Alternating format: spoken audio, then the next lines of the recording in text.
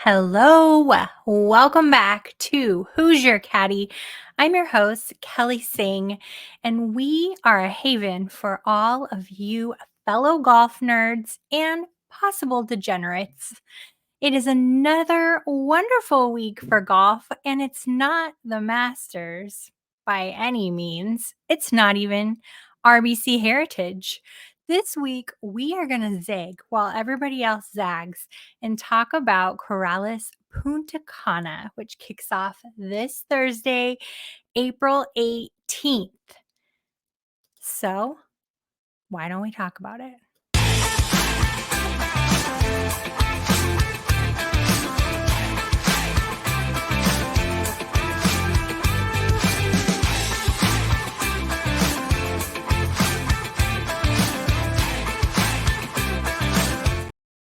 Surprise! It's my co-host, Mr. Hallas, Adam Hallas.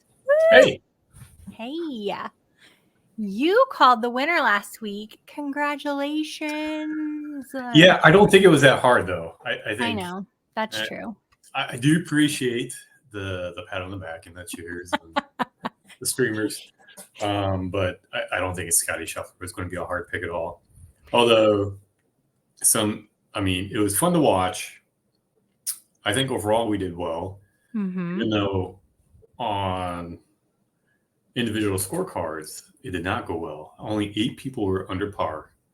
And the weather and wind definitely did a number on people's egos, golf game, what have you. So yeah, it was tough to watch. And to be honest, when I was putting together the stats, I was like, oh, it felt a lot worse because if you didn't have Scotty Scheffler in your lineup, even though everybody made the cut, you still probably were not making any money.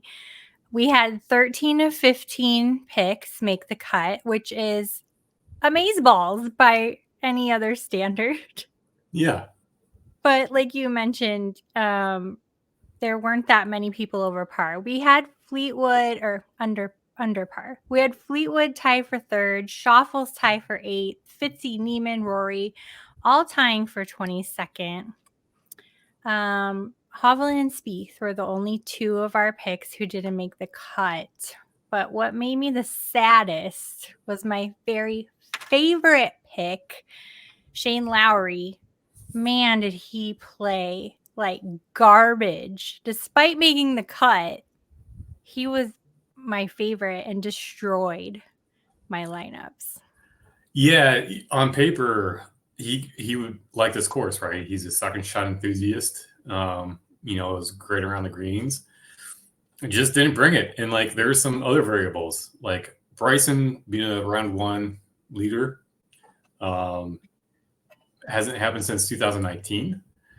And he kind of fell apart. Typically, that's not his course, right? And it's not his playing styles. The course is not suited to him.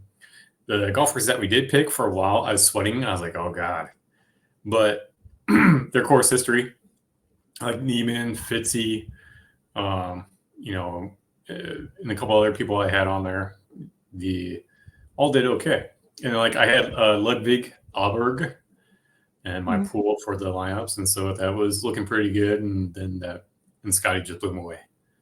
4-stroke lead is amazing.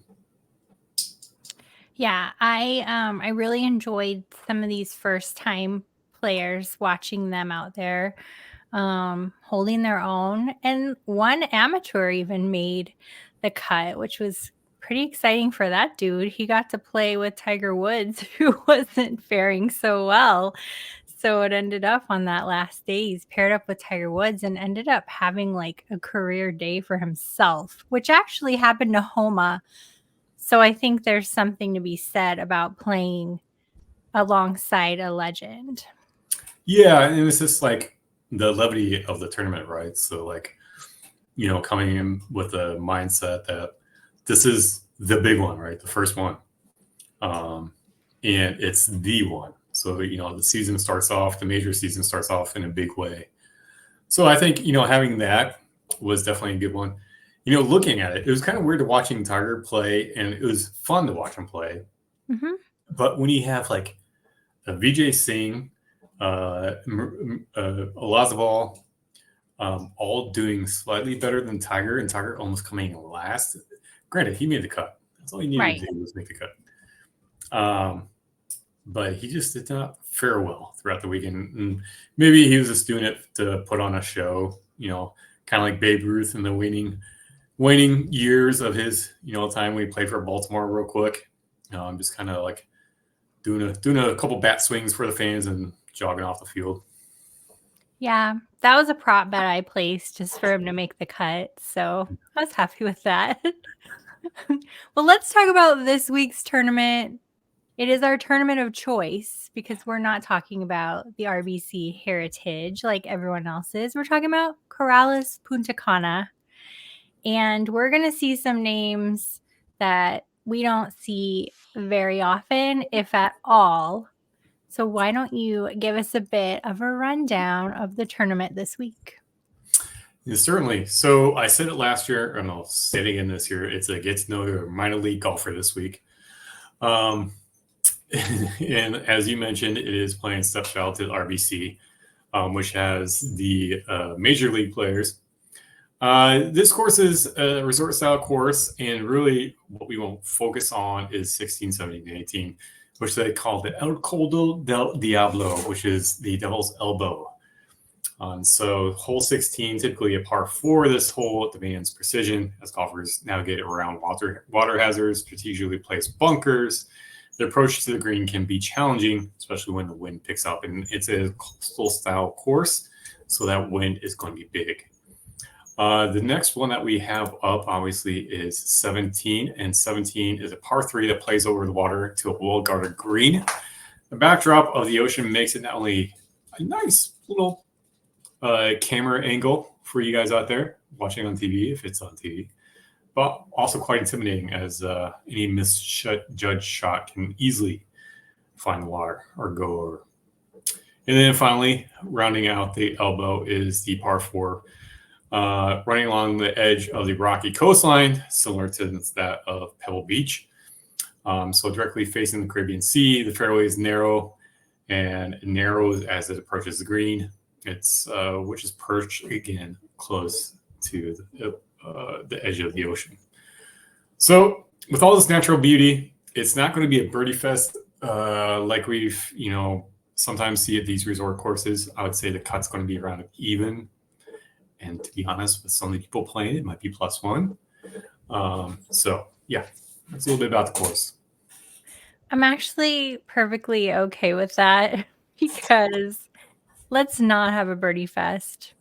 I'm going to tell you why, because I'm weighing in on distance and approach this week most heavily. I should probably be looking at putting, but it's pretty gross out there. So I'm going to pretend it's not a thing, which is maybe not super smart to do. But if we're not looking at a birdie fest, I'm feeling like my picks this week might be able to make up for it in distance, in scrambling and approach. But what do you have for us? What are you looking at? So some of the things I'm looking at within my model are approach, greens in regulation, scrambling.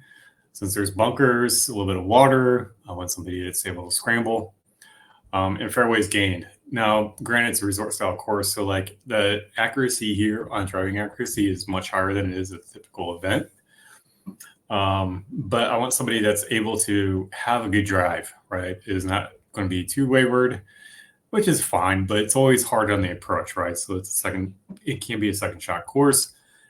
And I am factoring in putting, only because sometimes these non-birdie fests can be putting contests. And so I'm factoring in putting. Doesn't mean you need to. I'm factoring in putting and par 5 scoring. Corales, most of the points are going to be on some of the par 5s, and some of the par 5s are over 600 yards. So I'm looking at that. All right, that's good. That's also good news. Well, let's talk about some of our favorite core picks this week. I'm looking at the sheet, you didn't put any on there, so I'm hoping they're in your brain. But Yeah, or maybe you just agree with me. No. No. Well, my favorite player this week happens to also be the priciest player this week, Nikolai Hogard at 10.5K on DraftKings. I think he played great last week. It was his Masters debut. And I expect that glow to just trickle into this week. His course fit looks great. He's an excellent driver, 5th overall. All of his driving stats are impressive. His putting, not as great. You're going to see that as a trend with my picks. But it is what it is. I think he's a great player. I'm looking at his course fit. I think it can be fine. It's going to be fine. It's going to be fine. Fine. Especially since he's actually projected to be second in the projections that I'm reading. Second to Alex Noren, who I have not picked, but maybe you have. I have. Do you want to talk about him since I brought it up? Alex Noren. Well, since you brought it up, I don't have Hardy-Garden in my pick, but I do have Alexander Noren. Now, Noren doesn't have any driving accuracy. He doesn't have the distance that we maybe want, but he does have greens in regulation, which is 70%. He does have the putting, which I'm looking at, and he typically does well here. And Noren hasn't missed a cut since September of last year. And typically, when he does play at the Corales, he does okay. So I'm picking Alexander Noren. His putting has been pretty on point so far. He didn't do all right at the Valero on putting, but he still came in 14th. Other than that, he's came in 14th, 11th, 19th, 9th. So he's definitely turned it on lately, and his recent trend is definitely trending going up. Well, that's what we like to see. And that's kind of what I'm seeing in my 3 picks too. They're on the rise. Their strokes gained are all in the positives. So I like that. Mark of a player playing well. Speaking of, I like Joel Damon at 8.3K on DraftKings. And maybe one of the sole reasons that I like Joel Damon is he played so poorly last season. He barely made the cut at Punta Cana, but he did make the cut. And he's playing way better this year than he played last year. So I'm expecting better things out of Joel Damon this year.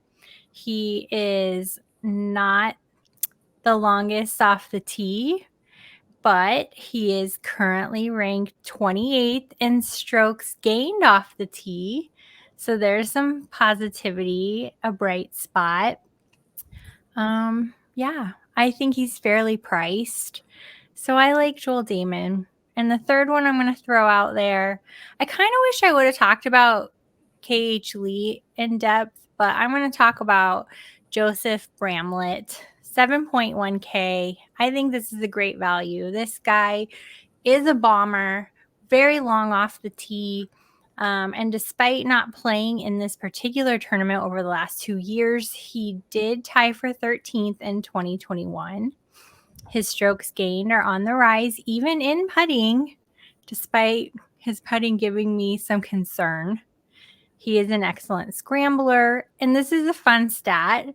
He's 29th in holeouts, which I thought that was kind of fun. That's interesting. It is interesting.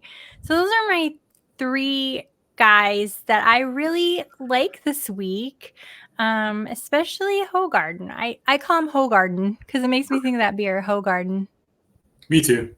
It's my little nickname. Why don't you tell us the other 2, one of your other 2 I almost talked about. Tell us about your other 2 in detail. So on this week of Let's Hope He Turns It Around is I'm picking Doug the Gim Reaper. Driving distance, again, is not there, but driving accuracy, 70%. Greens in regulation, 73%. It's just unnormal. And then putts per round is a little high, but man, it's okay. So he's missed the cut the last 2 times. He's played the Houston Open, the Valero, the Valspar. But he played great at Mexico Open and the Classic and the Players. So I think taking that time off and getting back into the swing of things, I think he'll be back in mind. And he's had a pretty good run here. So the 16th last year, and I think he came somewhere similar the year before. So I like Doug Gim. He's a good scrambler, and that's where I'm. I like him too. I do. And then moving on down, I put Heinrich Norlander. Now, Heinrich Norlander is one of those guys that just kind of shows up when he wants to show up. Driving distance is probably towards the bottom of the pack. His accuracy is up. His greens in regulation is at 70%. Putts are okay. Houston Open, he did not play great. I'll just put it out there. But Puerto Rico and Mexico Open, he did great. Honestly, I think this guy just likes to travel. He has a great history here at the Corales. And so I honestly, let's take a look at this history. So let's go to, find out his history a little bit. We're going to look at how he's done here. 16th. And why did my window close? And let's see here. Heinrich Norlander, definitely 16th, and then 15th as well. So I think he just likes to travel, and who doesn't? So, but I think his driving accuracy and greens in regulation, again, 2 things I'm looking at, will do well here. I like it. I'm looking at our list of other people. It took me a minute to answer because I was counting. So we have a list of other guys that we're not going to go into incredible detail over. The ones I listed, I really liked Chris Gotterup, KH Lee, Nate Lashley. Out of those 3, the only one outside of the top 25 in projection is Chris Gotterup. But he's not terribly far down the road. Mm-hmm. He's in the top, 30 or so. And then you have Aaron Rai, Ben Martin, Tyler Duncan, and the only one of those outside looks to be Tyler Duncan. And again, not terribly far outside of the top 30. So I think we're in good shape here with these guys. Out of Rai, Martin, and Duncan, do you have a favorite? If I'm going to try to be different, I might pick Tyler Duncan, but he's never missed a cut here. He was tied for 3rd. Yeah, he's tied for 3rd last year, 28th the year before, 48th the year before, 59th in 2019. So weirdly enough, he's in my pool for that reason. And I like Ben Martin, again, never missed a cut here. Actually, the last 3 years, Ben Martin has played here. Tied for 8th, tied for 2nd, tied for 9th. Well, those are impressive stats. My guys don't have like those kind of stats, but I'm looking at projections. I was looking at skill set. I was looking at points projected. We can take a quick look. Nate Lashley has great course history here. He didn't play last year, but 15th, 28th, 4th. So that's good news. I always have a soft spot for KH Lee. I don't exactly know why, but looking at his projected score, I feel like he could really do well for us this week. So I threw him in there. Let's go. Yeah. Do it. Woo! Go alternate tournament. This is one of my favorite to call. And I believe last year we actually did really well, if I remember correctly. and people enjoyed the show because it's not the RBC heritage. So thanks for tuning in and learning about Corales Puntacana. And thank you for all of your course research, Adam. You're welcome. Well, I guess that's it. I can give you a quick recap of our faves. We're talking about Nikolai, Hogard, Joel, Damon, Joseph Bramlett. Well, I am at least. Norin, Gim, Norlander, Gotterup, KH Lee, Lashley, Rye, Ben Martin, and Tyler Duncan, if you're taking notes.